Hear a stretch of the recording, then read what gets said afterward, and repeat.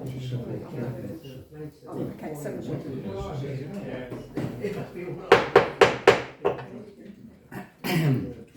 Good evening, councillors, and welcome to the Sandwich Town Council meeting of the council as trustees to Sandwich Tollbridge Fund.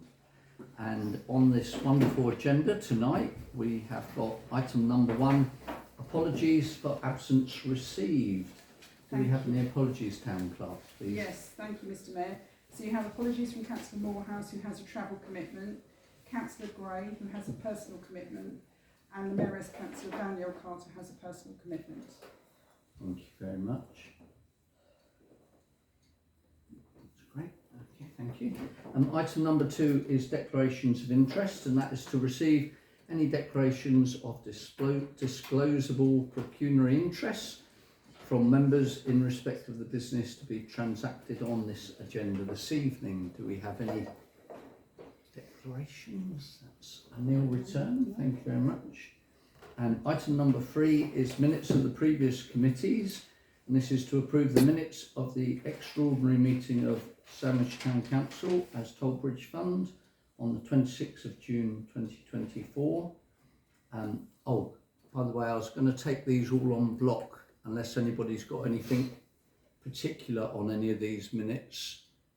Does anybody have anything particular to raise? If not, I'll take them all on block. Okay, that's fine, thank you. Also to approve the minutes of the ordinary meeting of the STC as trustees of Sandwich Tollbridge Fund held on the 23rd of September 2024. To receive the minutes of the Finance Committee meeting held on the 18th of September and the 16th of October 2024, and the Museum and Archive Committee meeting held on the 24th of July 2024. Those are attachments 1A, 1B, 1C, 1D and 1E. Councillor Black? Yeah, I was going to abstain on one because I wasn't present. So what do we do? I mean, I'm quite happy they're taken on block. Yes. Indeed. But what do we do if we're going to abstain on one of them? Oh, just notify the town clerk which one you're abstaining from. Yeah, okay, 1C. Okay. Thank you very much. Could I have a proposer, please, for those minutes? Thank you, Councillor Pennington, and a seconder, Councillor Black. Thank you very much. And all those in favour, please show your cards. I'm abstaining from the museum committee meeting. Okay. Also, Yes. Should we do that one? I think separately. The museum separately. Okay, we'll do this museum one separately. Yeah. So So that's all the others. all the other minutes. That's all been passed. Thank you very much. And then I believe it's 1E is the Museum and Archive Committee held on the 24th of July 2024. Could I have a proposer, please? And that's Councillor Ripley, and a seconder, Councillor Ungerson. All those in favour, please show. And those abstaining, please show. 1, 2, 3 abstentions. 3 abstentions. And you 4. 4 abstentions. Okay, Did you thank get all of those? Yes. Oh, super. Yeah, I haven't. Thank you. I haven't recorded the vote. I've just said 4 abstentions. Yeah. Super. And that is passed. Thank you very much. That one there. Item number 4 is payment schedules. Once again, I'll take these on block unless anybody's got any particular items to raise in those. Councillor Wiles? Yeah, I'm concerned about it seems a growing number of smaller items going to Amazon, to B&Q, to Home Bargains, etc.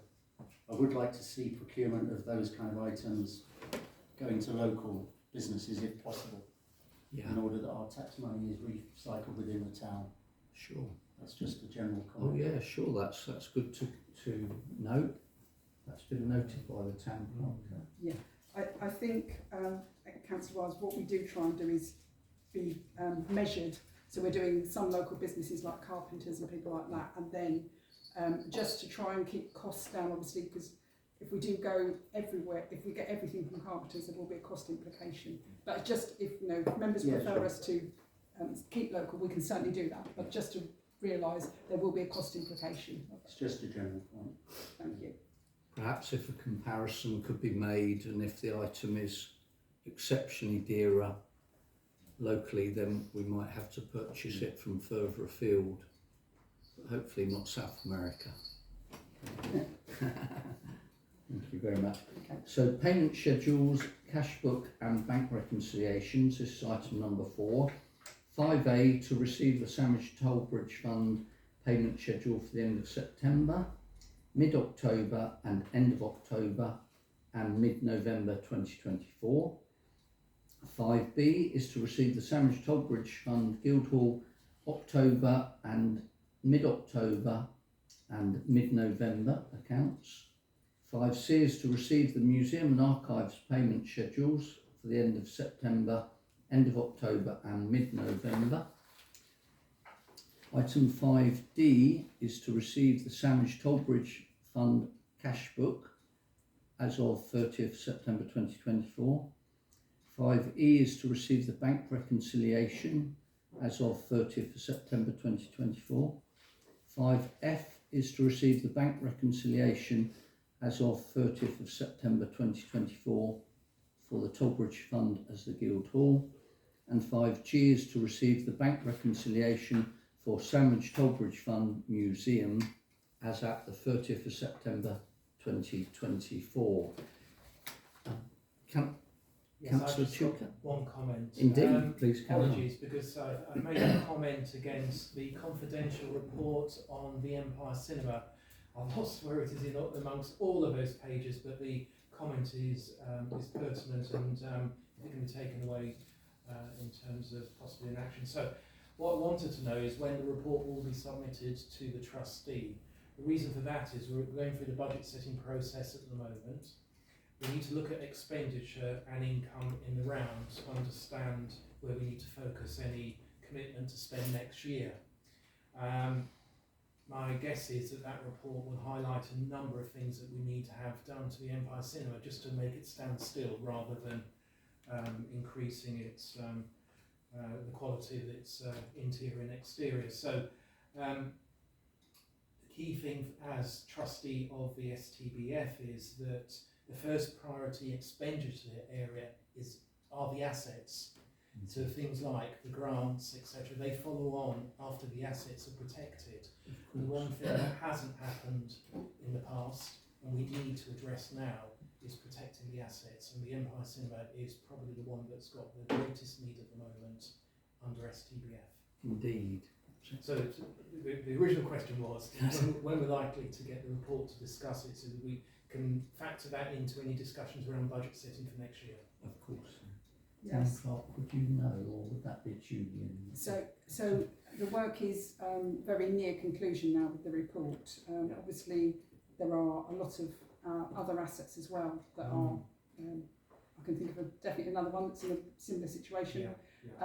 So that is the challenge really, and it will be for members to consider whether you're happy for there to be drawdown next year on the Tollbridge Fund to meet costs of some of these necessary essential works. So there will be difficult conversations.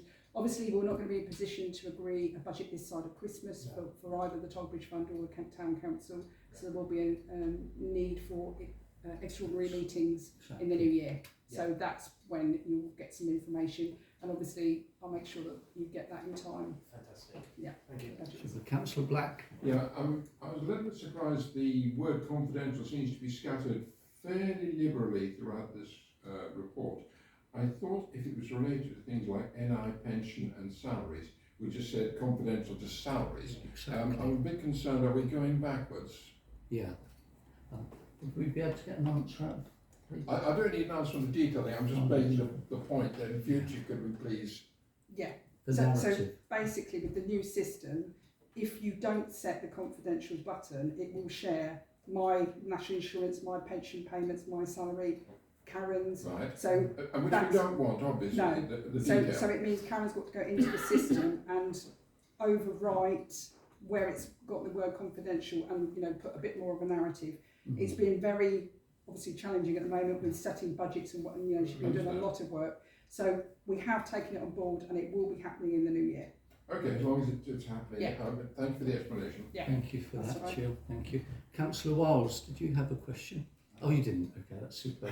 Councillor Fortescue, please. Yes. I'd like to ask a question about Stanbridge Tilbridge Fund Museum financial statement, and the reference is 800 /4, and it just says other, and the figure alongside is £12,000. And I just wondered, what other stands for.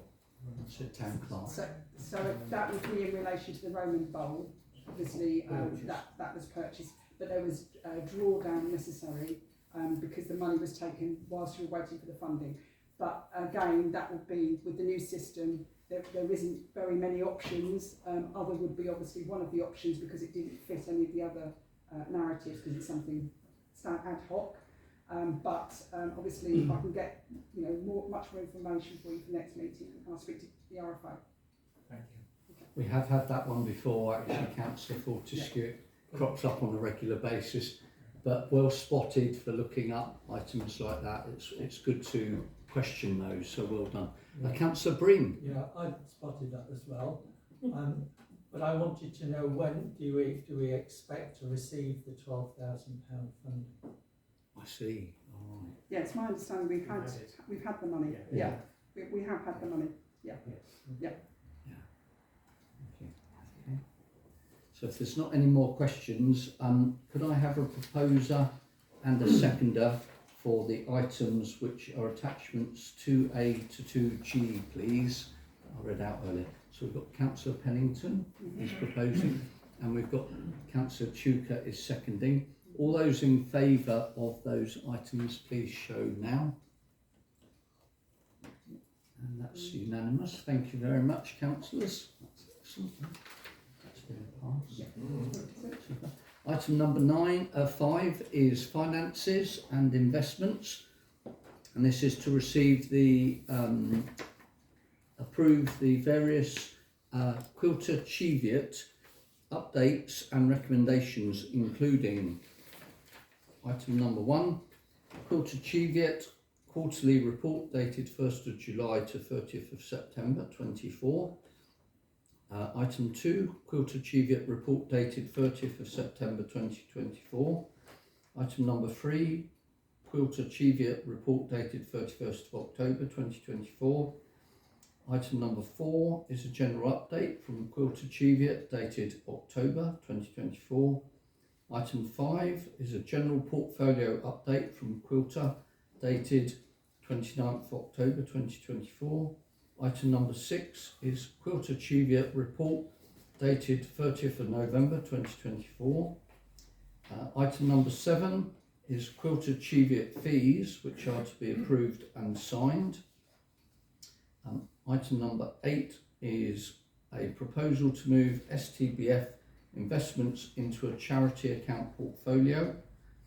Item number 9 is a quarterly investment review of the charity account quarter 3 of 2024, and item number 10 is minute F11.24.5 from the Finance Committee meeting on the 20th of November, included a request from Councillor Breen that Quilter Cheviot be advised that future investments should not include investment into their own investment funds. So we had a couple of ones that we had to discuss, was it? Yes, please. There are some decisions. To Number be made. 7, wasn't it? Yeah. So items. Sorry, the others are to be received though. Oh, are they? Yeah. Okay then. Well, thank you. So items numbers of 5, numbers 1 to 6. I'm proposing that we receive those, and then we move on to item number 7. So would anybody like to second the receiving of items numbers 1 to 6 initially? I'll say this again. Thank you very much, Councillor Mallet. And I've proposed it, you've seconded it. All those in favour of items 1 to 6 of item 5 on the agenda, please show. Okay, and that's unanimous. Thank you very much. And then item number 7, Quilter Cheviot fees to be approved and signed. Please note it is beneficial for the Tollbridge Fund investment portfolio to be on this fee structure. regardless of whether the portfolio is moved to the charity account, see item number 8. Please also find the original email from Howard at Quilter and a reply asking him about further questions about this fee structure. So do we have any questions on the fee structure at all? Oh, Councillor Mallet? Yes, I don't understand, do I? No, not in this Thank you meeting. very No, much. you can relax and enjoy yourself. No, I don't know about enjoying myself. Oh, come on, it's Christmas. It covers generally 7, 8 and beyond. And it's basically looking at the income from Quilter Cheviot that they are generating for us from a managed fund. It barely keeps up with inflation. Generally, it doesn't. So the fund is going down. Whether we draw money out or not, the fund is going down. And for them to say later on, and I'm sorry to jump from 7 to 8 and 9, the charity account saying there will be even less money coming through, less investment, less benefit from the investment. So we're going to see the fund degrade even more without taking any money out. And I would suggest that rather than consider whether it's a charity account portfolio, we actually consider whether we carry on with Quilter Cheviot, because I think they're useless, quite honestly. Indeed. Thank you very much Thank you. for that comment, and that will be noted. Thank you on that. Councillor Chuka next. I have some sympathy, is the right word, I'm not sure, but agreement in terms of what you say. Thank you, Simon. But I think what we've got in front of us is a very clear explanation of the benefit of moving across to the alternative scheme that they're suggesting is circa £10,000 saving with no exit fees. When we do make the right decision, if it is to exit, we should do that. At the moment, we haven't, I don't think we've got the enough within this group to make a decision about moving elsewhere. And we need to think about next year how we engage some sort of intelligence around what is the right fund for us with whoever it should be. I don't think we're there yet, so we need to plan for that. For now, we've got on the table an offer of moving across to an alternative scheme that does demonstrate a saving of £10,000. Indeed. That's With correct. no exit fees, should we choose With to move no in exit 6 months' time? Yeah. Thank you. Indeed. Well, I think it's Councillor Wiles and then. Yeah, I agree with what Councillor Mallet says, but just a reminder again that the Tollbridge Fund is not just this portfolio, it's the assets that the Tollbridge Fund owns. So I think each meeting we should be looking at the fund in the round about the assets, the return on the assets, whether the assets should be retained or sold, etc., etc. Indeed, yeah, that's a good idea. So a review of the entirety of the Tollbridge Fund. That's a good idea. That's perhaps something that we could raise at the Finance Tollbridge Fund. I think it was Councillor Franklin next, and then Councillor Pennington. Yeah, thank you. I agree with Councillor Suka. I think we should do that at charity account. It's going to save us money. But no, I disagree with Councillor Malik because I'm trustee of another charity and we're very pleased with Quilter Chariot. I think we just go and look at the shares that we've got and move them into a high bracket. I mean, I think they're quite a low risk shares. We might have to move up to a higher risk.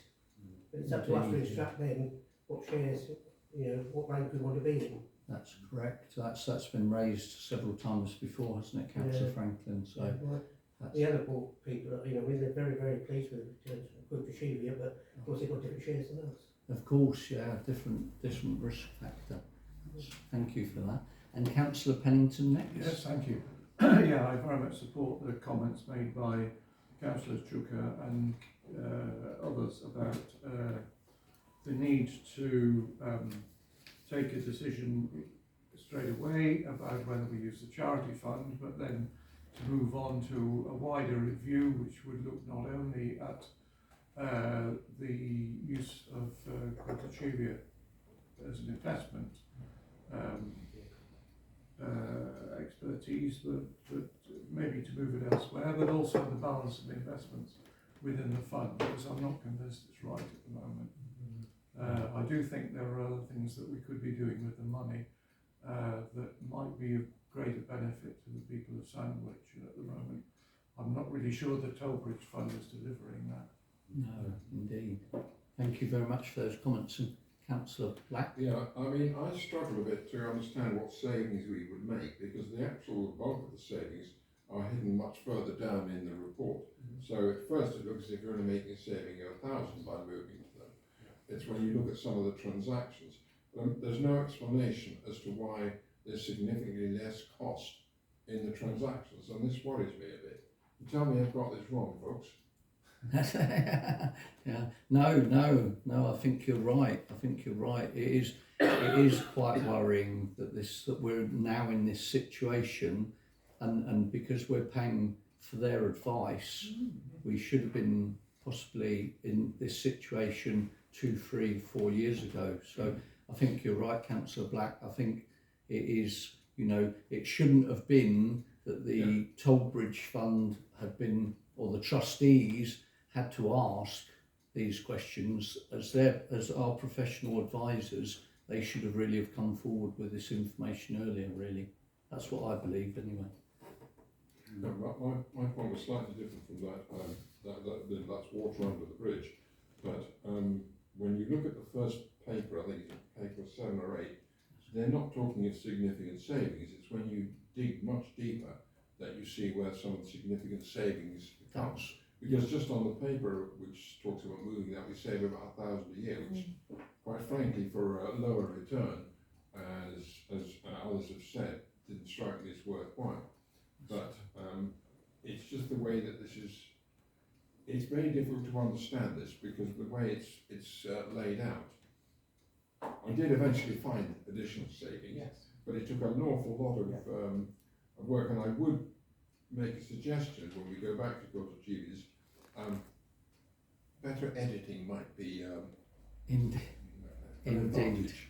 And I believe plain English is always a... Oh well, these are finance people, they don't speak the same language. Thank you very much for those comments. So we've done recommendation 1, which is to note items 1 to 6 above. Item number 2 of the recommendations is that the trustees approve and sign moving to the attached fee structure detailed in 7.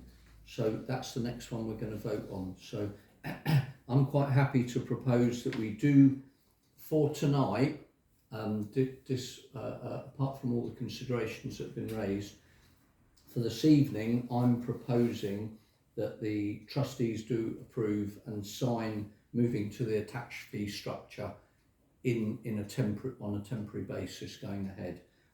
Would anybody like to second that at all? So, Councillor Chuka.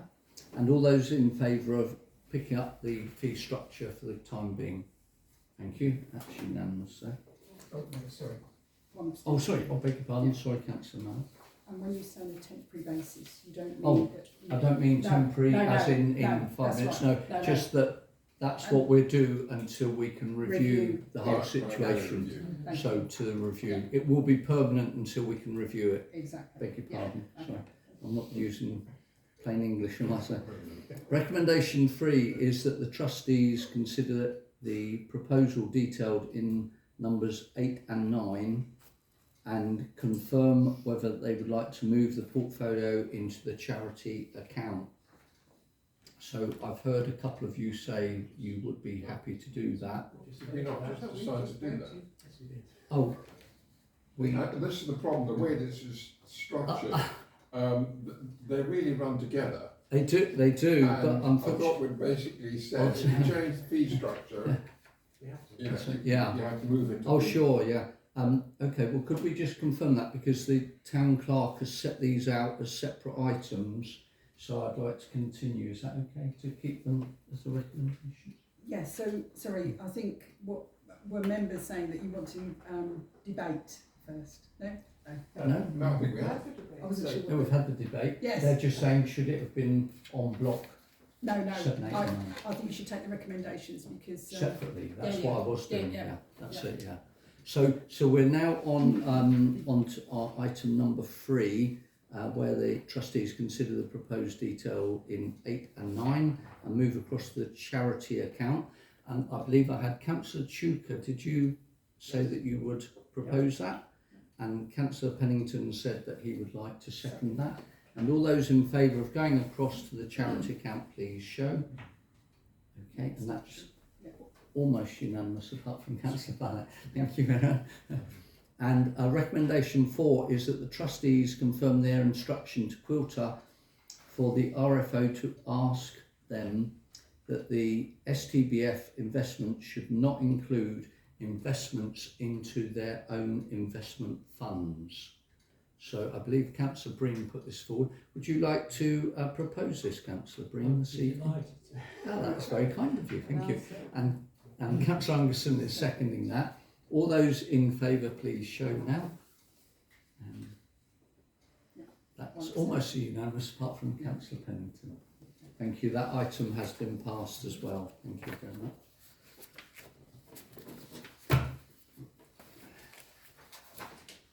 Okay, so where are we now? We're here now. Item number 6. Yes. Oh, and Where's the public speaking then? no, it's going to be when the Sandwich in Bloom Item evaluation comes is up. discussed. I Yes, should yes. go. Have I missed something? No, No, I did all the yeah, recommendations. there's the minute reference, but yeah, we've done that bit. Yeah, that's it. that's good. Well Yeah. done. Sorry about that. So Number item 6. number 6 is a drawdown request from investments, and the trustees are to consider a request from the RFO to draw down £40,000 from the STBF investments to top up the STBF Guildhall account. And hopefully, if you've read this, it could just be a sort of belt and braces type scenario in case our expenditure over the next couple of months was slightly higher than estimated. But we're at a position whereby we've got enough to get by, but if there was any problems or concerns with expenditure over the next couple of months, this £40,000 would act as a buffer.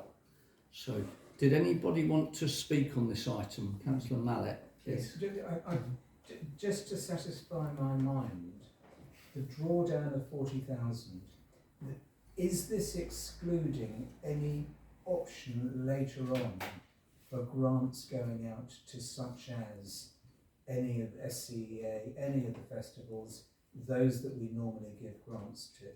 Because it's a little bit of smoke and mirrors that I'm picking up, that I don't really quite understand what the limits of this £40,000 drawdown. If it is just we need it £40,000 now, but there's more decisions later on, then fair enough. If it's 40,000 and that's it, No. and there is no money coming out later, No. they're No. two different things. No, we've the trustees actually made a requirement that there would be a drawdown of up to 72,700 in this financial year, The approved budget. and that was put in place and that was voted on and agreed. So we can draw down to that sum this year.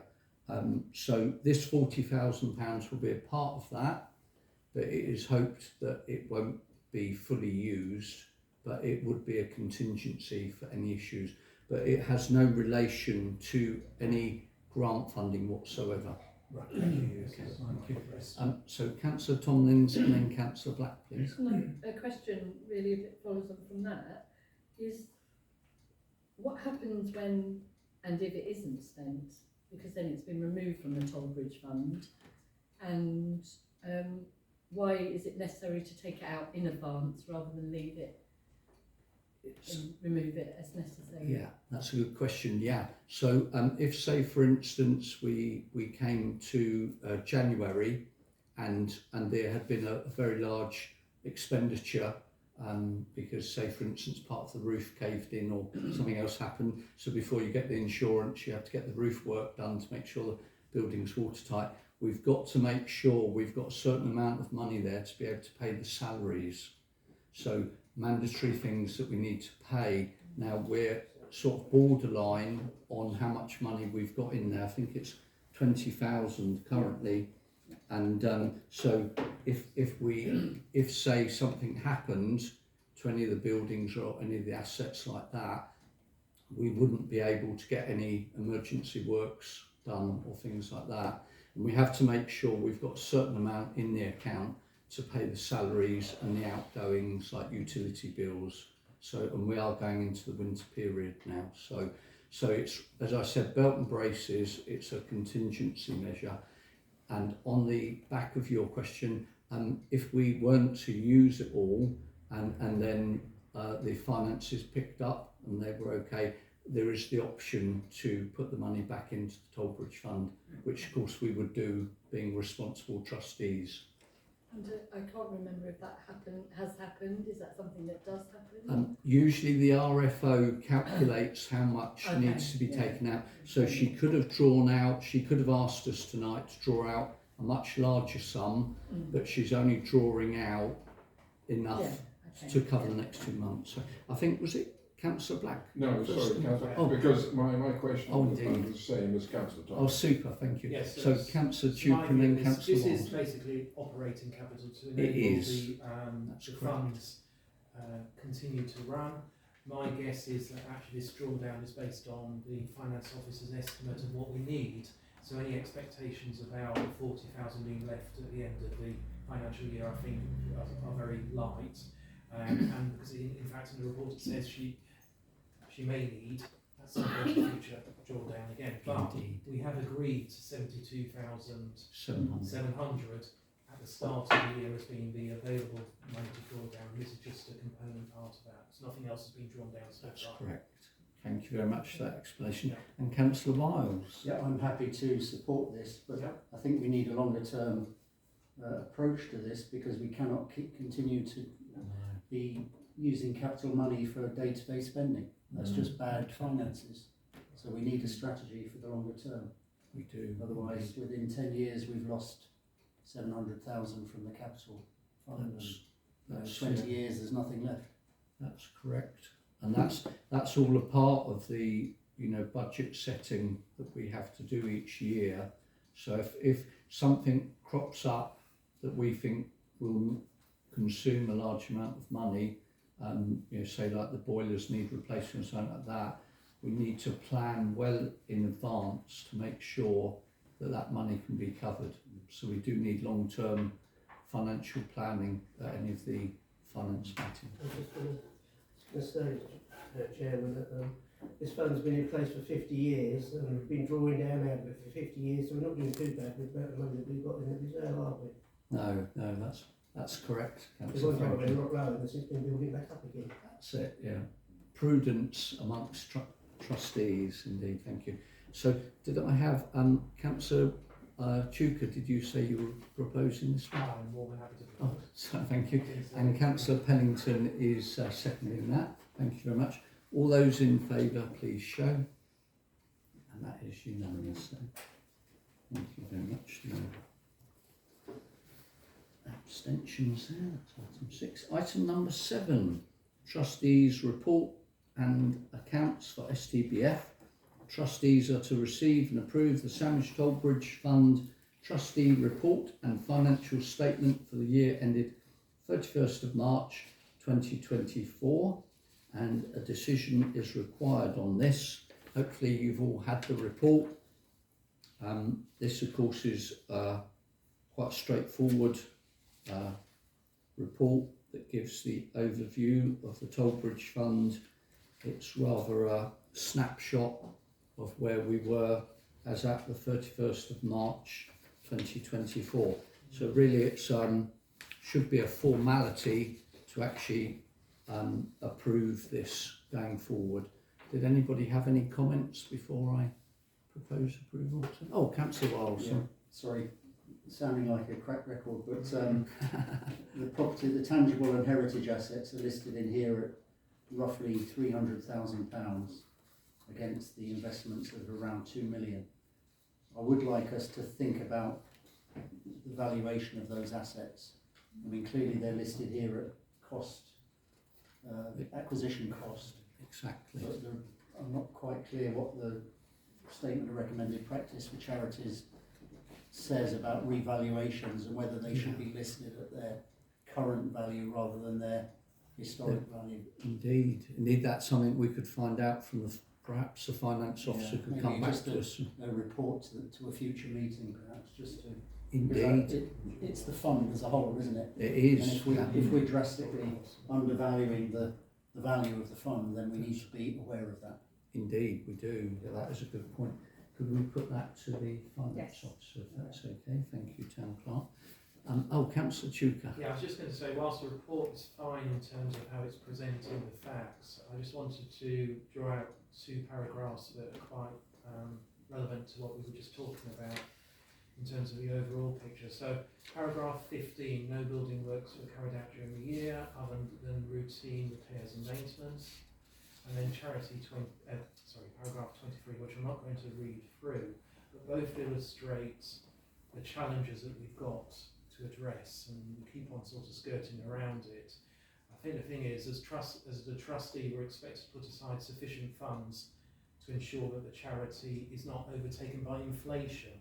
So whilst we might, using the word prudent is okay to use to a point, but actually over the last year, the fund itself, without factoring in inflation, has actually shrunk. So I don't think we can pat ourselves on the back, because whilst we might not be here sitting around the table in 20 years' time, the STBF won't be sitting, won't be a charity sitting to discuss it. I think it keeps on the way it's going.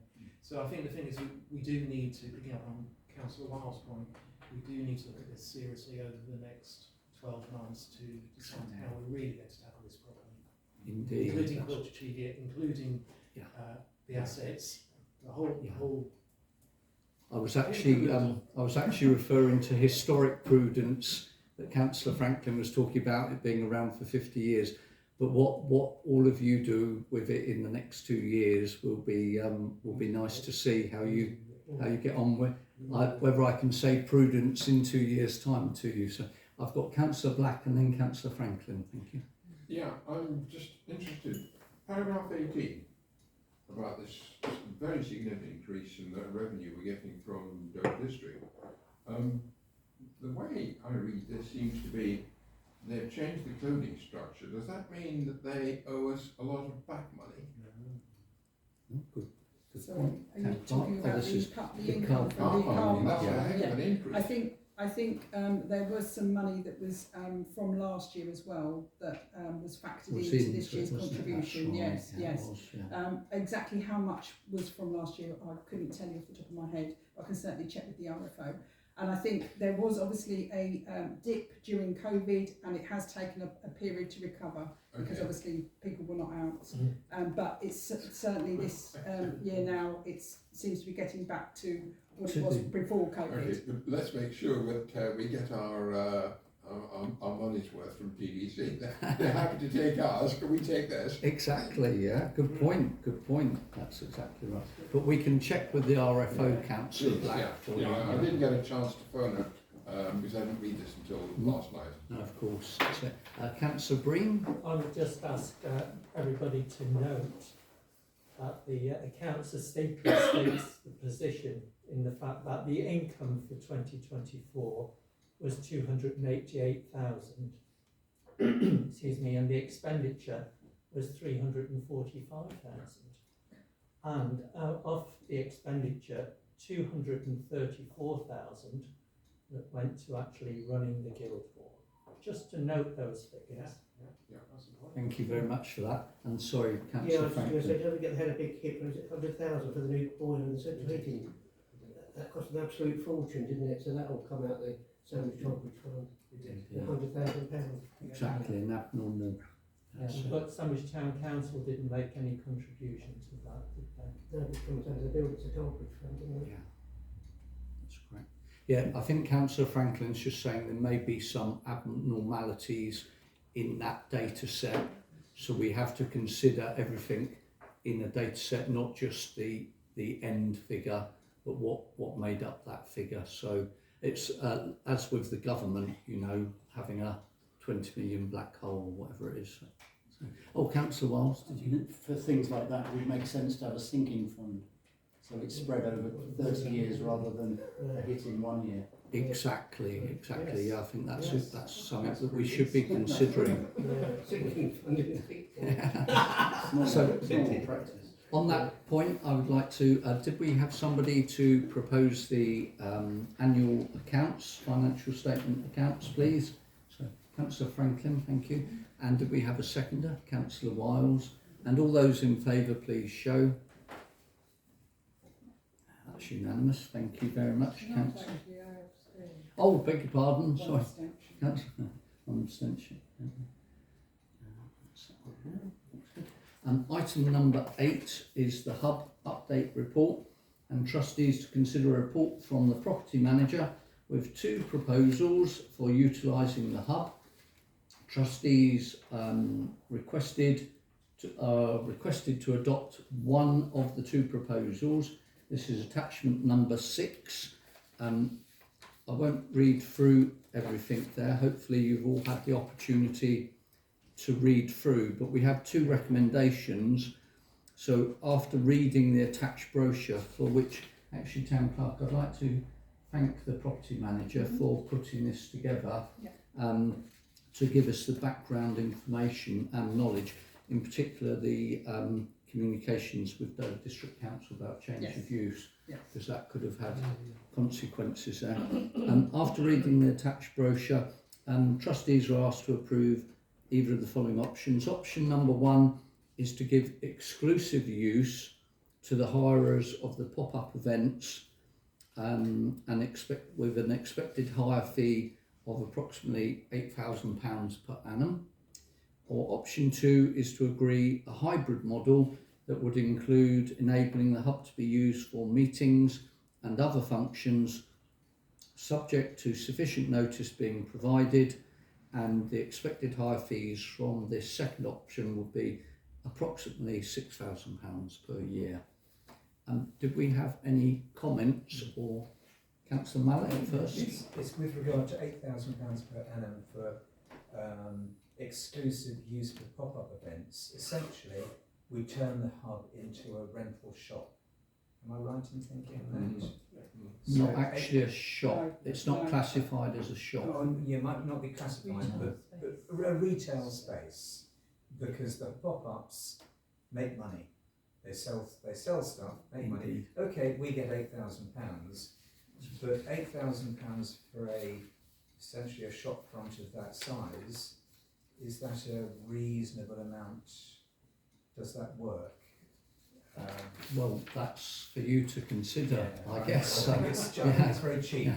Councillor Pennington and then Councillor Wiles, please. Thank you. Yes, firstly, we have a recommendation, but there are 2 options, so I'm not quite sure if either of them is being recommended. My gut feeling is to go for option 2. The meeting space in the Guildhall is very precious, and I think it would be good for us to have somewhere like the hub that we could use occasionally for meetings if having a meeting would interfere with functions and so on in the Guildhall. So my gut feeling is to go with option 2, but I don't know if the property manager is actually proposing one or the other. Oh, sure, yeah, I'll come back to that if that's okay. Coming back to Councillor Mallet, your proposal, another way to look at what you've just said is up until recently we didn't have any income coming in on the hub at all. So up until recently we had 0 income and 0 use of it, and if you went in there and up until recently, like myself, you would find it was a storage room with some tables and chairs in it. So either of these options will be a very positive and welcome move forward, I would say, and that's how I'd like to look at things, being positive move forward. I think it was Councillor Wiles, then Councillor Ripley, Councillor Thompson. I think 8,000 is about right. There's a large retail space on King Street that's 7,500. Oh, there you go. I think I'm in favour of option 2. My only comment is whether option 2 creates more work for the property manager because of the, you know, the mix and match approach, Exactly. the mix approach. Exactly. Yeah. And Councillor Ripley, Councillor Tomlins, Councillor Tuker, and then Councillor Breen. I Councillor was just Ripley. wondering whether there, if it was exclusively pop-up events, surely that wouldn't be 7 days a week anyway, would it? I mean, there should be a lot of free time available for you know, other meetings and what have you. That's true. Yeah, there could be that opportunity for that. So, indeed. So, okay. I was going to say, up until recently, it was covering 7 days a week because different users wanted different days. Some people wanted Wednesday to Sunday, so it is potentially over 7 days. Oh, there you go. That answers that one. So, and then back over to Councillor Tomlins. Are the interested parties aware of the second option? Because it might not be something that they are interested in. It's our hub, so we can do. Yeah, what we want but with it. are they still likely if we make a decision, but then they don't want to? Are they aware that that might be an option? I believe, from what I've been told, sorry, I'll come to you in a minute, Town Clerk, is they see it as a very positive space to have. No, I know about the full-time one, but I meant the second option. Yeah, Are they so aware with the that second might be all that's option, offered? Are they still it would interested? just be a case of it will be available on these dates. Are they interested? Are the hirers interested in those dates or not? So we'd be planning probably like a couple of months in advance. So obviously the town clerk with the Guildhall diary could plan ahead and blank out the hub for particular meetings to take place there. So, and the hirers would just be told it's available on these occasions, take it or leave it. And was there, I imagine that they'll still need to store things there, and that becomes issues with accessing. They're not, as far as I know, they're not allowed to store things. No, they are taking things. Obviously, if they were there for 3 or 4 days, Yes. which they have been, they have left items. But Just- there's nothing in the hub at the moment. There's- We've used it the weekend for the Meet the Reindeer event. Exactly, yeah. There's no long-term storage because of insurance implications there. So, I think it was Councillor Tuker and then Councillor. Oh no, and then Councillor Breen and then Councillor Black. So Tuker, Breen, Black. There is a need for space for meetings on the ground floor, and we should value that. But I would go with the second option, recognising that obviously the income will be impacted because of that. But I think we should then review from the property manager's perspective, for example, in 6 months' time or 3 months, whichever we agree on, to make sure, because some of the practicalities may not work. Because stall holders being told, well, yes, every Thursday can be yours, but actually not these particular Thursdays. It's actually how it practically plays out. Indeed. That's If true. you're going to use it as a place for generating income, and then we start putting barriers in the way, then that might. Thank you for that. The amount in. That's right. Councillor Breen. I'm concerned about the business rates, and if you look at page 199 of our handout for today, you'll see that the rateable value for the hub is 6,300 per annum, but there is a risk because the property manager is saying things like, I'm expecting the business rates to be in the order of just 650 and an adjustment to them and so forth. So until we have a bit more certainty about these, we could end up getting caught for the 6,300 full business rates. So I think, until we've got certainty about what the business rates are and who's liable to pay them, we should just defer the decision. Okay. The business rates would be the same because there's not been a change of class of use. So we would get the business rates for that unit as it is now, with or without the retail part of it. It talks about discounts, doesn't it? So I think in terms of what's been presented is an assumption that the business rates level can be reduced through a number of methods that have been suggested by the property officer. I think we could in principle still agree one of these options, but that needs to be investigated, because you're right, we can't sign up to something that then comes back to haunt us. But then, in theory, we just stop it. Exactly. Yeah, exactly. Yeah. It's a barrier today. Yeah. If it was to exceed the income, then obviously the review in 6 months, we would say that the business rates are far exceeding the income we're getting, and at that 6 monthly point, we would say we no longer go ahead with it. So. For me, it's complex and it's a risk. We need certainty. Indeed, thank you. I think it's Councillor Black and then Councillor Pennington. There's two separate issues. One is, I think that's probably one of the most pleasant spaces that we've got in the Guildhall now in terms of decoration, and it's very, very accessible, using either the side door or coming through there, and I would be reluctant to lose it completely, which is why I'm inclined more to option 2. Even in option 1, I presume because it's going to be different use at different days of the week, there's still a set up and strip down for the hirers. That's correct. Now, I'm not sure how that's going to be any different if we go for option 2, because you still have to set up and strip down. Yeah. I'm not sure that you're going to make it less attractive to hirers. I agree the point you can have every Thursday, but the second one in December or whatever. So that needs very effective scheduling.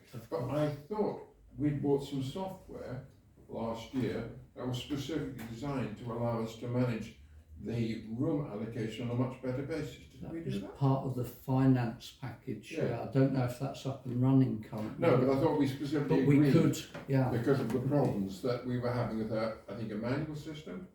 So basically, we were using the Outlook calendar. We are now using the Edge system and the Outlook calendar, because the Edge system doesn't do exactly what we want. But we're working with both of them, and we're getting around things. So we get the bookings in both systems, because obviously for all the inquiries desk at the front, she needs instant access when people hire inquiries, and also for the caretakers as well. We're using the Edge system because the room layouts and everything are on there. So it's working fine. We're functioning. Manage it. Yes. So the answer then is, if they've got as much set up and stripped down under the option 1 to give a bit more revenue, or we have more flexibility as a council to use the room under option 2, and they've still got the same inconvenience to set up and strip down. I think that's a very strong argument for option 2. Yeah, indeed. Councillor Pennington, that's the last one, then we'll go to the decision. Thank you, very quickly. Firstly, it seems to me that certainly as far as our own need for meetings is concerned, it tends to be at times that will be in the least demand from commercial operators. In other words, we won't be looking at weekends or Thursday mornings. We will probably be looking more at early evening during the week, and so on. There's not likely to be a clash of objectives. Secondly, I would be reluctant to delay a decision simply in fairness to the property manager. I think he needs to know as soon as possible what we're going to do, and we can, if we like, put a limit, say this needs to be reviewed in 6 months or a year's time, to make sure that we've covered all the angles, as Councillor Green said. Indeed. So from the chair, I would like to put forward the proposal of a summary that we go ahead with option 2 with a 6 monthly break clause, review of the processes being undertaken both financially and from an operational point of view. Could I just propose a slight amendment that the answer to the business rates is much earlier than 6 months? It should be achievable within a much shorter timescale. So I support option 2 as you proposed, but with the amendment that the property manager does get a clear answer from DDC on the business rates. We can, within a much shorter period. Oh, sure, yeah, the thing on the business rate. So that be, I'm putting forward option 2. 6 monthly review, but with the information about the business rates coming back prior to that time from DDC. So there's the proposal. Do we have a seconder? Councillor Wiles was quickest there. And all those in favour of option 2? Thank you very much. I think that's unanimous. Thank you. That's been passed. Item number 9 is STBF grant feedback. Trustees are to receive and note 2 STBF grant funding feedback and evaluation forms from previous grant recipients. First of all, St Clement's Church, and secondly, Sandwich in Bloom, and a decision is required on this. What I just want to say before I introduce our first speaker is I'm a regular attendee at St Clement's Church. In fact, I was there this Sunday. So if there's nobody here on behalf of St Clement's Church, I would like to say that thank you very much, trustees, for the money that you gave to St Clement's Church, because the organ is in magnificent condition, and along with the fantastic choir that we have at St Clement's Church, it makes St Clement's Church a much better place. So thank you very much, and it was very much money well spent there on that historic organ. And we've got something that a lot of churches in this diocese don't have, is such a magnificent and up-to-date organ in working condition. So thank you very much for that. And then I believe our second item, which is Sandwich in Bloom, we have the speaker, Carol George. Would you like to come and address the trustees, please? Did you want to be on camera or off? Oh, I don't care. Thank you. I think it was before I started, just like to say, it was really interesting listening to all the comments that have been made and the ideas with respect to money, the Tollbridge Fund money being spent. So although I am here to support Sandwich in Bloom, I have deviated a little bit on what I really wanted to say. Okay. So, Mr Mayor, Clerk and Councillors, good evening. I appreciate this opportunity to speak to you and can see that you already have a very full and long agenda, so I'll be as brief as possible. Right. I don't believe there's any reason to repeat what I had written in the Sandwich in Bloom report, other than to say, having viewed the recording of the SDC meeting in September and noting a number of questions relating to Sandwich in Bloom and their funds, I thought a report might clarify our funding and answer councillors' questions. The other 2 points that I had hoped to highlight in that report were that we were extremely grateful to receive the money from the Sandwich Tollbridge Fund, so I wanted to say a personal thank you, and to reiterate that it's almost impossible to gain funding for or apply for grants unless your application is linked to a new project, and therefore reliance that Sandwich in Bloom has on the money that emanates from the Tollbridge Fund is essential if we are to maintain the status quo. Just to add to this point, that without some guarantee of income, Sandwich in Bloom will not survive beyond the end of 2025 with its current funding and bank balance. It is clear that many voluntary organisations that exist in Sandwich have but a single ethos and aim. We all love the town, want to see Sandwich on the map and supporting our tourism activities and encourage trade for our wonderful local businesses. Ensuring these businesses remain viable is essential and greatly relied on and valued by our residents as well as people visiting.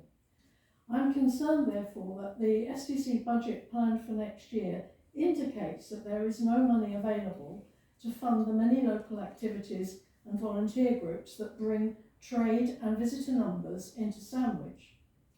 Clearly, the message I take from this is that these activities are not really valued or seen as an essential part of the town's heritage and infrastructure by the council, which is very sad, and it's a sad indictment on the volunteer groups who give freely of their time to ensure, as you do, Sandwich thrives.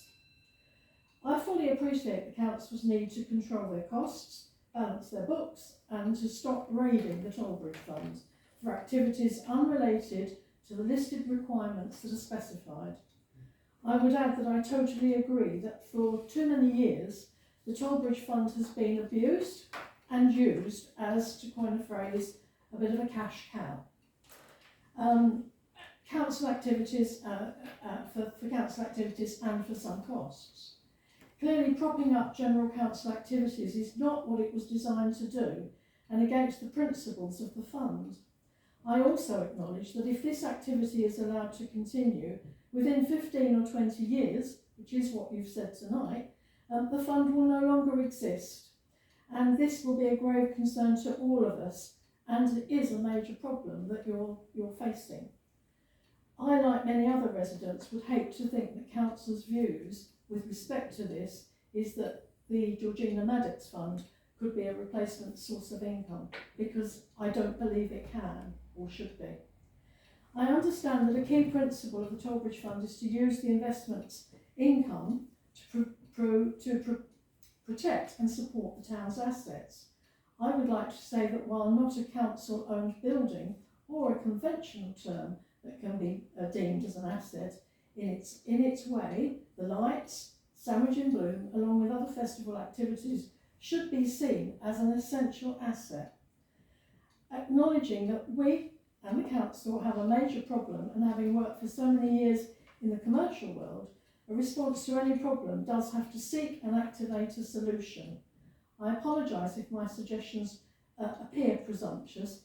However, my view to address the problems are twofold.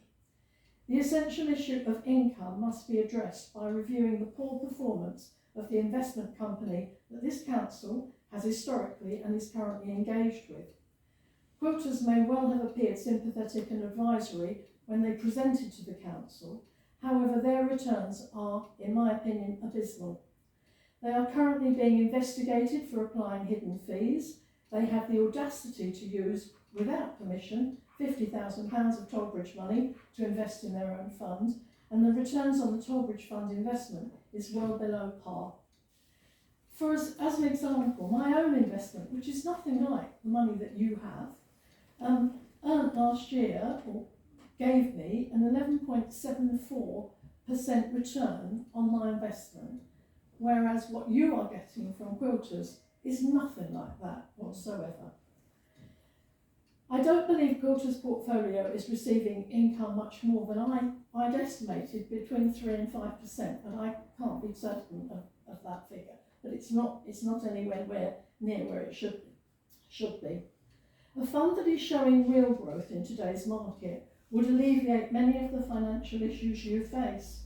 Might I suggest that an independent financial review conducted by an external financial expert is established as soon as possible, and that this person can then advise on who, how and what can be invested to improve this situation. Alternative suppliers should be sought. My last suggestion is that a small sum of money is made available for the town's voluntary groups in order to, at some level, support the various activities, maintain the council's reputation, along with the important view of residents and volunteers alike that Sandwich Town Council acknowledges the enormous contribution that these activities make to Sandwich. Thank you. I'd like to thank you all for the work you do and wish you a Merry Christmas. Thank you very much. Thank you. Okay, so trustees, you've had both the written reports and you've had one and a bit verbally. So basically I'm just asking for a proposal to receive those two feedback reports. Councillor Wiles, thank you, and Councillor Ripley seconding, and all those in favour. That's superb, thank you. That item has been passed. I think it's good to get that feedback, whether it's about the grants or other things. Likewise, it's always good to get some feedback. So thank you very much. Thank you very much. Mrs. George. Good night. Have a Merry pleasant Christmas if we don't see you again. There's a report from Richard George. So item number 10, the proposed hire fees for the Guildhall 2025-26. Trustees are to consider a report from the property manager that relates to proposed revised fees for the hire of the Guildhall for the 2025-26 year. Members are invited to discuss and agree the proposed fees for the hire of the Guildhall and to recommend adoption of the new fees for the 2025-26 year starting the 1st of April. And this is attachment number 8. Town Clerk, would you want to? Yes, thank you, Mr. Mayor. I've had a conversation with the property manager since obviously the report was published. We'd like to ask if trustee would consider that the regular hirers, the fees would remain at the current level until the 31st of March 2025, starting with the increases on the 1st of April 2025. But more importantly, that any new hires that come through that are not regular hirers, it's from the 1st of January. So that would be any proposed non-wedding hire fees and wedding hire fees. So these are new people that are not regular hirers. If they contact us, we'd like to ask if you can consider setting these fees from the 1st of January 2025. Thank you. Okay, thank you. So starting the discussion, Councillor Chuka, and then I think we've got Penny. Oh. Yeah, it's a complicated situation in terms of, certainly in terms of based on the previous guidance. So I'd like to thank the property manager in terms of the work that they put into this. But even with that, it wasn't an easy read, shall we say. But what I'll say is, firstly, it does the proposal simplifies the charges, which is great because they're just a mishmash of stuff in terms of the past. It recognises the true cost of actually organising and running activities within the buildings. That's important that that's been built in. And the on costs. It's also good to see that the proposals have been run by a third party who have given their endorsements. So that's all great. I just had a question and a requested action. And you've sort of touched on the regular users, but currently we have a number of we have a small number of regular users of this building. What I couldn't really pull out from this paper was what is the impact for them today versus 1st of April, whatever we're going to use. So for example, we have a Tai Chi class that comes in every week. We have the History Society, all of those. I could not draw out from this exactly. It looks like £40 today. It looks like it might be £90 from April. So it's just understanding that. So that's a question. But then in action, can we now separate out what the baseline is of income from fees today, so that when we come to look at this at the end of next year, we've already collated that information now, rather than trying to do a run around in a year's time, because we need to compare that all of the promises in here are met in terms of the income will increase, and that's got to be the aim. But even if we don't have an increase in income, at least what we're not doing is basically allowing people to use this building at our cost, which is really what we have to address. Indeed, we do. That's correct. Town Clerk, at this point, could I just make a point that I am a member of the History Society, who are a hirer there. Yes. So could I declare an interest in this piece from that point of view? Yeah, and what I would say is, I know that there will be questions, and it would be really, really helpful if some people would have posed those questions to me before the meeting, because I can't now pluck figures from thin air. That's fine. It's not to undermine the report, because I'm fully supportive. We'll do the cross this. I was reading this today, so it's a question that's come up today for me to ask, and I couldn't draw out from this. I've got a guess, but I could be wrong. Yeah, some costs will have decreased. You'll find that Councillor Franklin did ask the question of the property manager, and I've got some examples, and if you let me, Mr. Mayor, please do, Town Clerk. Yeah. So, Councillor Franklin, thank you, because you did contact the property manager. So, this was not a percentage straightforward increase across the board, which is what I think Councillor Franklin is asking the question. We had to look at, and the assistant clerk and myself and the property manager all did work on this, so it was a massive task. We've had a look at every option and focused on simplifying matters. We removed the weddings and kept them as a separate item. Several of the figures have gone down, and some have had a moderate increase, and some stay around the same during daytime slots. But the noteworthy increases are where the times are outside of the 9 to 5 or Saturdays, because that's when we have an increase in staff costs. So this is where the burden on staff resources is the greatest. So these are some examples. Example 1, the jury room. And this was a meeting, craft fair, coffee morning for the morning. The current cost is £55. The proposed cost is £60, so an increase of £5. The example 1 continued, the current hall preparation £55, the proposed hall preparation £20 an hour. So that means where these hirers are not having a lot of preparation time, it will obviously be better for them. Whilst the proposed cost has gone up by £5, the hall preparation and clear down is likely to have gone down around £15. So that's just one example there. So therefore the cost to hire this example for the morning is a saving of £10 overall. Example 2, the jury room for a meeting, craft fair, coffee morning for AM on a Saturday. The current cost is £55, proposed cost £110, £55 increase. And again, that's around the fact that you have staff costs at a weekend. So under example 2, the proposed cost has gone up by £55. However, the hall preparation clear down is likely to have gone down by around £15. So, therefore that cost example, AM on a Saturday, is an increase of £40 net. Example 3, the jury room, this is for a trade sale exhibition for full day on Monday to Friday. The current cost is £290, proposed cost is £230, that's a decrease of £60. The hall preparation clear down will save around £15, and therefore this example saves £75 compared to the current price. Example number 5 is the gallery, an art exhibition 9 to 5 Monday to Friday. The current cost is £100, proposed cost £40 for 9 AM to 1 PM and £40 for 1 PM to 5 PM, which is £80, which is a decrease of £20. The current price list does not price for a scenario of an art exhibition on a Saturday. So on the proposed list, this would be £80 for 9 AM to 1 PM and £80 from 1 PM to 5 PM. Again, reflecting the resource.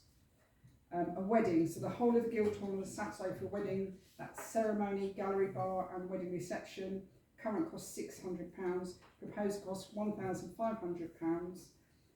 With the current cost for the use of the kitchen for the full meal preparation £95 and proposed cost for use of kitchen for full meal preparation £100.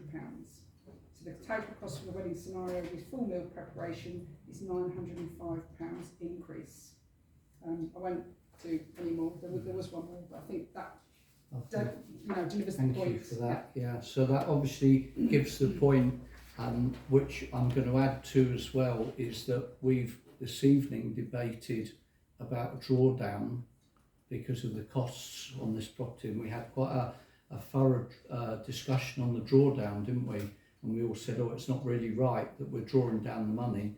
Well, this is a one-pronged approach of several prongs, hopefully, to try and address that. So I'm very grateful to the town clerk to give the examples to show where the extra increases in resources will be met from these increases. So I think we had Councillor Ripley and then up to Councillor Pennington and across to Councillor Fortescue. Councillor Ripley. Yeah, this is just a general query actually, which I was quite surprised at the end of Appendix A, the very last thing, paranormal events. Do we have many of those that we know about? They do come up actually. Yeah, we have ghost evenings. Yeah. So we do have ghost evenings, and indeed with that, once again, the ghost evenings, they go until the early hours of the following morning. And if you imagine a member of staff has to be on the premises to assist that, so if somebody's being paid until 3 AM in the morning, that's important. And then I think Councillor Pennington was next. Thank you.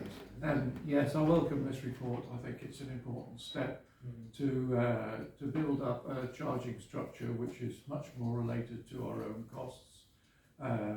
Is based on what is fair and competitive. I'm not sure we're there yet, and I think this will be a process where we need to implement over several years, where we gradually build up a cost structure that really meets our needs. But I think this is a good progress for the time being.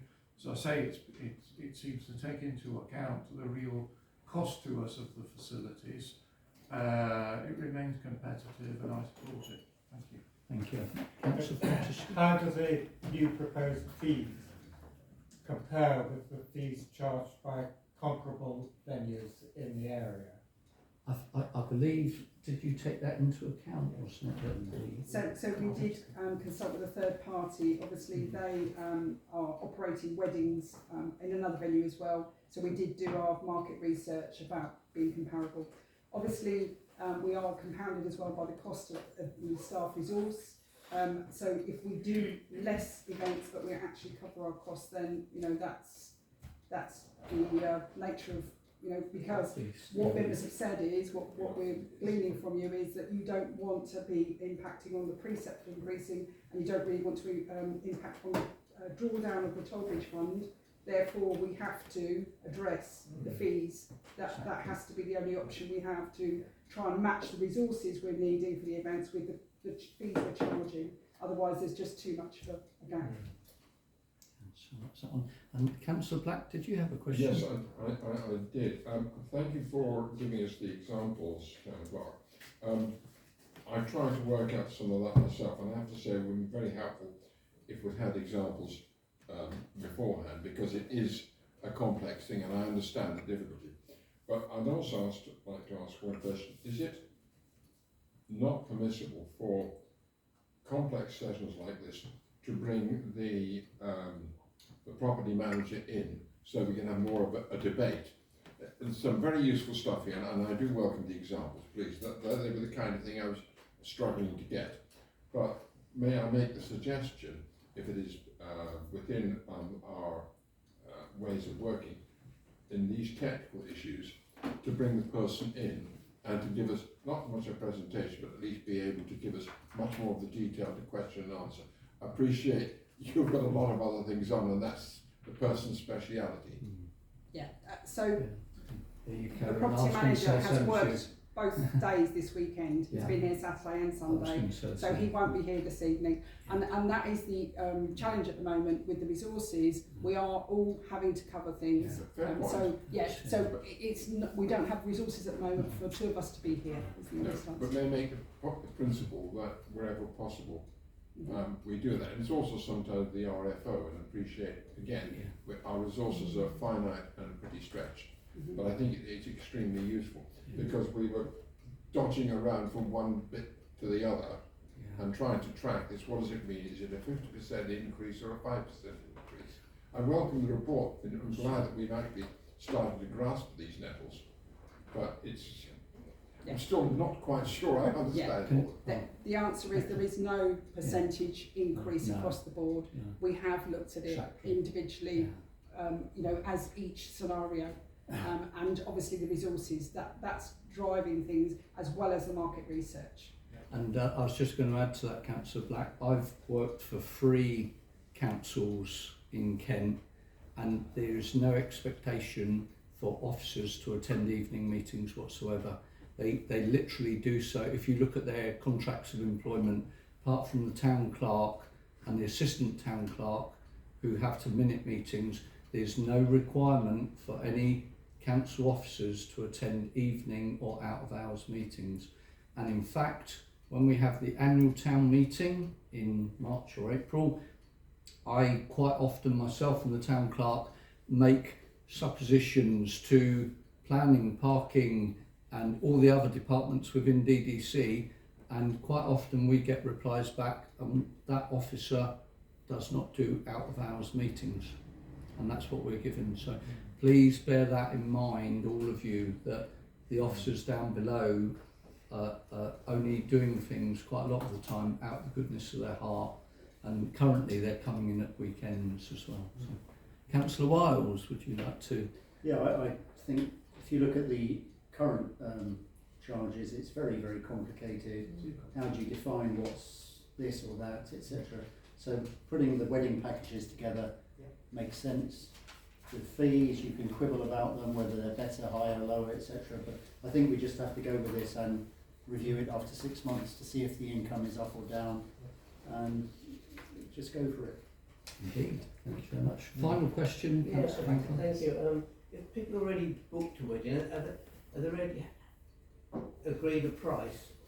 Or will they have to cut, we have to go back and say, sorry, the prices have gone up? No, we will be honouring existing wedding bookings, but any bookings from the 1st of January, that's what I'm asking, Yeah. then we will be in that position where we're telling them the revised package and revised price, but we will honour certainly everything that's already booked. Yeah, just I met a couple in the museum, they come look in the courtroom because they are getting married, this spring, so. Yeah, no, I wasn't suggesting that we do that, no, we honour the bookings, but it's really, really imperative that we say from the 1st of January, because obviously wedding season starts in the new year, that's when people think about these things. So if we can capture that on the 1st of January, that would be very helpful, thank you. Thank you.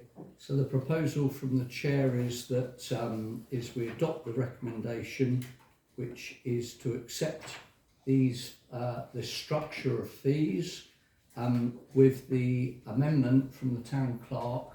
So existing regular users, the fees will not go up until the 1st of April 2025, but any new hirers that come in from January onwards would pay from the 1st of January the new fees. And to add to that, I will include that we will have a 6-monthly review point just to make sure that we're on track. Would anybody like to second that? So Councillor Wiles, thank you very much. And all those in favour, please show. For or against, thank you very much. And that looks like that's unanimous. Thank you very much, councillors. It's a very complex one to do. Item number 11 is updated committee membership for Finance Committee. The trustees are to receive and approve the updated committee membership for STBF Finance Committee. Decision is required. This was attachment 9. Town Clerk, hand over to you. It's just to make sure the trustee agreed that Councillor Tom Lees is to join the Finance Committee. Yes. I'd like to propose that we Indeed, and this is proposed by Councillor Tudor, seconded by Councillor Black. All those in favour, please show. Can I vote for myself? Oh, go on, we'll be generous. Isn't that a vested interest? Yeah. And that item is passed. Thank you very much. Item number 12. Now, on these next items from the museum coordinator, could I just take it that you've read through them all and you know what we're discussing, so we don't have to go too much into depth on these ones? And just to add that the Museum and Archive Committee have thoroughly debated these. Oh, indeed, yeah, thank you for that. Indeed, that's that. So the first item is item 12, Collections, Care and Conservation Plan for the Guildhall Museum. Trustees are to consider a recommendation from the Museum and Archive Committee to adopt the museum's collection, care and conservation plan 2024 to 29, and this has been prepared by the museum manager. Attachments 10A and 10B. So do I have a proposer for this, Councillor Franklin, and a seconder, Councillor Ripley, and all those in favour? Can I just clear, because the recommendation, there are two things. One, to approve the care plan, and the second one is to give them delegated powers. Indeed, that's to the museum committee. So Yeah. Those are the two recommendations. I thought you were doing one first. Yeah, I was doing one first, but I can come on to that. So the first recommendation is to adopt the plan. Thank you very much. And then the second recommendation is to give the delegated powers. Do we have a proposer for that at all? Councillor Franklin, and the seconder, Councillor Tudor, and all those in favour of delegated powers? Thank you, that's unanimous, thank you very much. And then the second one is, we're down here, aren't we? User development plan for Guildhall Museum. Trustees to consider a recommendation from the Museum and Archive Committee to adopt the museum's user development plan 2024 to 29 that has been prepared by the museum manager and accepted by the Museum and Archive Committee, and this is attachment 11A and 11B. Do I have a proposer for and it's two. Oh yeah, sorry. Two That's it. recommendations. Trustees are asked to approve the user development plan from the museum, and trustees are asked to give the Museum and Archive Committee delegated powers to approve future adjustments to the timescales of the user development plan. So those are the two items. Do I have a proposer for those two items? Councillor Pennington, thank you, and Councillor Anderson seconding. Could I thank the manager for an excellent report? Indeed, I most thought it was, you know, good reading, and it was very clear to me as somebody who hasn't been involved with it. In a the lot of Yep. time has gone into actually bringing this to you tonight. Yep. So thank you Thank very much you. for that. It highlights the extent of the work that is needed there. Yeah. Indeed, Yeah. it has done. Yeah. Thank you for that. So we've got a proposer, Councillor Pennington. We've got a seconder, Councillor Anderson. All those in favour? Thank you. Thank you very much. That's unanimous. Unanimous. That's been passed. Thank you very much. And item number 14, collections documentation plan for the Guildhall Museum. And the trustees are to consider a recommendation from the Museum and Archive Committee to adopt the museum's collection documentation plan for 2024 to 29. That's been prepared by the museum manager, and these are attachments 12A and 12B. And do we actually, oh that's it, thank you very much, I don't seem to have that page in mind. And the recommendations are trustees are asked to approve the collections documentation plan for the museum. Trustees are asked to give the Museum and Archive Committee delegated powers to approve future adjustments to the timescales of this collection document plan. Do we have, oh, Councillor Ripley is proposing, and do I have a seconder? Councillor Anderson. And all those in favour, please show the documentation plan. Acceptance, that's unanimous. Thank you very much. Thank you, Town Clerk. And item number 15 is treasure find, and trustees consider a report from the museum manager that relates to a treasure find offered to the Guildhall Museum. A decision is required. This is attachment number 13. And I must say that when I was reading through this, I got quite excited by the diagram, but then when I read about the actual sizes in millimetres, I had second thoughts, and I wasn't really rather excited anymore. So, Councillor Anderson first, and then we'll move down. I entirely agree with that comment.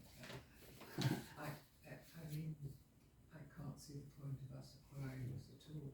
Indeed. It will disappear down a crack.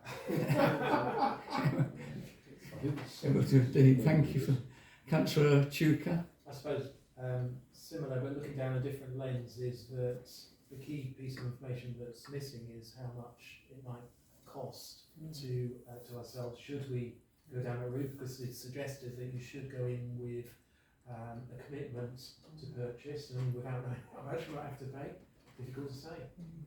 Yeah. And Councillor Black. I'm not sure if that's the weight. I thought it was actually centimetres rather than millimetres. Oh, so it's actually slightly larger, but a piece that size, which we don't know what it was used for, possibly to open and close a door or a drawer. We've got nowhere to display it. We've got no other artefacts to link to it. I would say absolutely not. We are not a depository of all treasure. I mean, that's what people like the British Museum exist for. Exactly. Yeah. And just to make you clear, because Councillor Black has highlighted something, on the diagram it does have CMS on it. I presume it's centimetres. On the front page under measurements it says overall length 23.7 millimetres and weight yeah, but that's, exactly. So, and Councillor Wiles, did you have Yeah, I would pass on this. It's not that interesting. Okay. And then finally on to oops, God, yeah. Finally on to Councillor Pennington with the last question. There's so much in this proposal that we don't know. I feel unable to take a decision on it. Good. Yeah. I mean, I am not an expert. It would have been helpful to have a much more expert view of, for instance, the value. But I will just have stakes. I don't. Indeed. I can say on behalf. It may be a good thing to buy. I can say on behalf of the museum manager, she did give us all the information that she had at this present time, including the photograph which she did with measurements and everything. So what you've got is what there is, I'm afraid. So would somebody like to make a proposal before we get too entrenched? Indeed, thank you, Councillor Anderson. And do we have a seconder for that proposal? Councillor Ripley. Okay, and all those in favour of not purchasing this item, please show. So we've got 3 abstentions, and all the rest are for that proposal. So that's a no. Thank you very much. Martin got one Richard the First. Sorry? Martin got one Richard the First when he got off that boat at the quay. It could well have been. It could have been his buck off his shoe. Yeah, this is early, mate. We would never know, would we? So. And what is it? Okay then, councillors, item number 16, date of the next STBF trustee meeting is the 17th of March 2025. Please put that in your diaries. Thank you very much for your attention and your discussions tonight, and I hope to see you, some of you, on Wednesday. Thank you very much, and that closes the meeting.